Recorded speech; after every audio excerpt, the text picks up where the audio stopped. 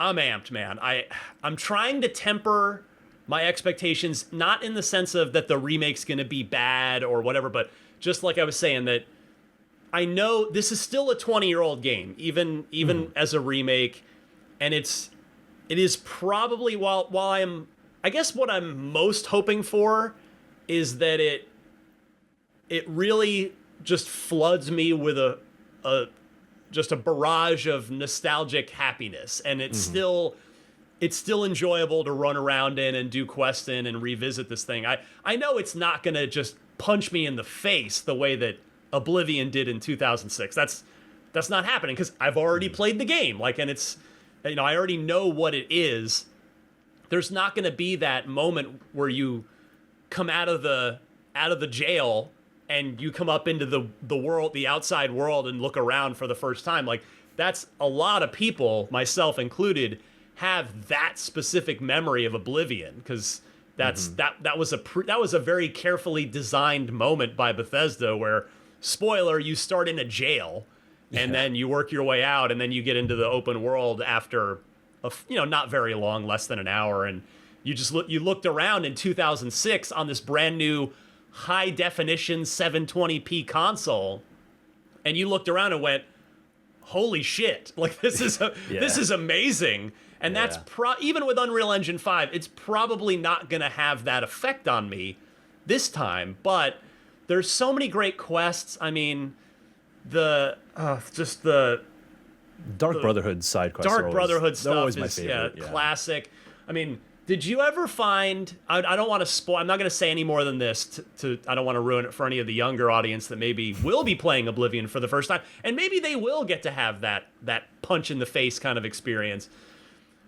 Did you ever find the unicorn, Michael? Oh, what the hell? Yeah, exactly. That was one of my favorite things with Oblivion is there is stuff packed into that world that there's no quest for it.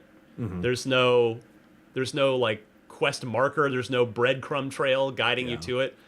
There are things that you can stumble upon that are surprising and delightful.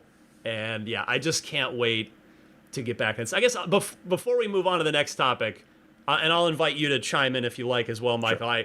I wanted to I'll give one piece of advice to anybody that's going to be playing Oblivion for the first time with this, and that is this. My advice is to either blow through the main quest as quickly as possible and then enjoy the myriad of side content and open world exploration, or do the opposite and ignore the main quest entirely until you've had your fill of what goes on in the world. And there's a reason for that I guess I don't know. I guess it's better to not say in case maybe people are going to get mad at me. Maybe they're not going to care because it's a 20-year-old game. But for me, I played through it twice. I talked about, when we first talked about this, how I was locked in a Bethesda conference room reviewing this game 44 hours over 4 days back in the official Xbox magazine days. And so I had played it one way, and then from that experience, when I got home and started over on the retail copy, I blew through the main quest as quickly as possible and then just soaked in the rest, and I had really enjoyed playing it that way. So that's, you don't have to take my advice, but that would be, there's a gameplay reason why I'm suggesting doing that, or suggesting doing one of those two things, and I'll leave it at that. Michael, any words of wisdom or thoughts for people before they dive into this for potentially the first time next month? Yeah, I would say, keep your expectations in check if this is your first time going into it and you're like, oh my god, what is everyone raving about with this Oblivion game? Because I say that because Oblivion in many ways was the trendsetter at the time. The formula of the Bethesda RPG wasn't just the way Bethesda started making RPGs since then. It is an evolution of Morrowind, but I think it is a lot of people's first experience with this style of game because it was a marquee Xbox 360 game. Yeah. More so than the Xbox port of Morrowind was. That was just like, hey, we put the PC version on Xbox change some things around, and like here it is. It wasn't exactly an elegant experience, but Oblivion was a lot more streamlined for the console experience, which kind of made it a lot more approachable, and therefore a lot more people kind of enjoyed this style of game. But it was the trendsetter. It's like going back to like I went back to Half-Life not too long ago, and it's like, oh yeah, this is still a good game, but you can see like every game that came out after it mimicked it, and that was the building block for so many of your favorite games. It's your favorite game's favorite game, or like your favorite game developer's favorite game. And so when they iterate on such an influential foundation, you go back to the foundation, you're kind of like, well, I don't see what the big deal is about. Well, it's like, you weren't there, you know what I'm saying? So yeah, and you play something like Avowed, you play, even if you played Skyrim, even to that extent, I would say, even like the thing about like coming out to jail, looking out into the vista, and then realizing that you're in a huge open world after this introduction.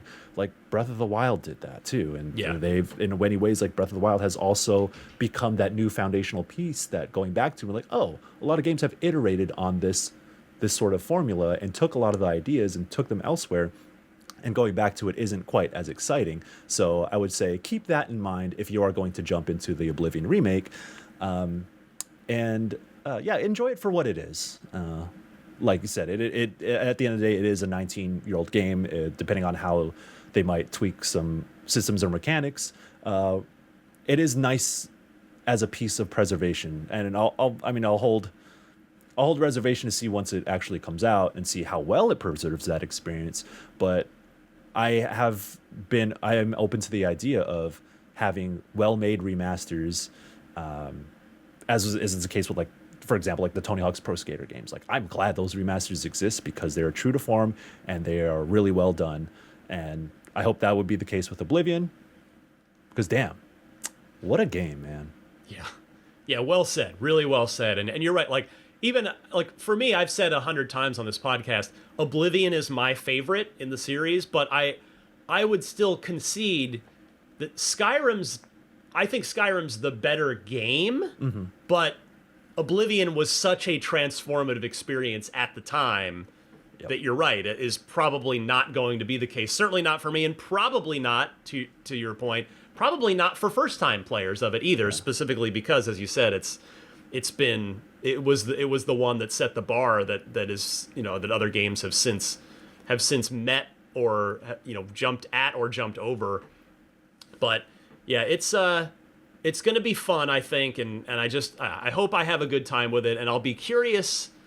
I'm curious to see how long it's going to hold me for. Sure. If I'm going to just soak back in for another 40, 50 plus hours, or if it's going to be something that I play for 5 or 10 and be like, okay, I'm good now. I got, I dipped my toe back into this. So yeah, we shall see in about a month's time. But yeah, I'm ready to just huff that nostalgia like it's the ether from the factory in Salt's Neck from Severance. You good, man? Yeah, I'm just ready I'm ready to take it all in. Let's do it.